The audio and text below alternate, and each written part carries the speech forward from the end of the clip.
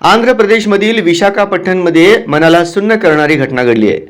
या ठिकाणी एका अल्पवयीन मुलीवर तब्बल 13 जणांनी सामूहिक बलात्कार केलाय। या घटनेमुळे संपूर्ण देश हादरून गेलाय। पीडित मुलगी आपल्या प्रियकराला भेटण्यासाठी गेली होती। याच वेळी प्रियकरासोबत मिळून एकूण 13 जणांनी या मुलीवर सामूहिक बलात्कार केला। आता या प्रकरणी आंध्र प्रदेश पोलिसांनी गुन्हा दाखल करत 11 जणांना ताब्यात घेतले आहे। समोर आलेल्या माहितीनुसार आंध्र प्रदेशमध्ये ही धक्कादायक घटना 17 ते 19 डिसेंबर दरम्यान घडली आहे। आपली मुलगी बेपत्ता झाल्यामुळे संबंधित मुलीच्या कुटुंबियांनी पोलिसात तक्रार दाखल केली होती। मुलीचा तपास करीत असतानाच ही धक्कादायक बाब उघडकीस आली आहे।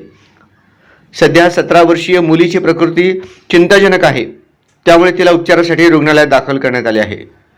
17 वर्षीय पीडित मुलगी आपल्या प्रियकराला भेटण्यासाठी गेली होती। याच वेळी तिच्या प्रियकराने आपल्या मित्रांसोबत मिळून मुलीवर बलात्कार केला।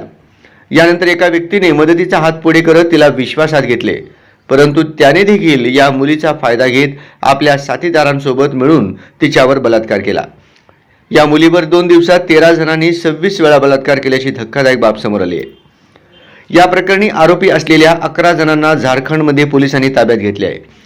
तसेच इतर दोघांचा शोध सुरू आहे। सध्या या सर्व घटनेमुळे पीडित मुलगी शॉकमध्ये गेली आहे।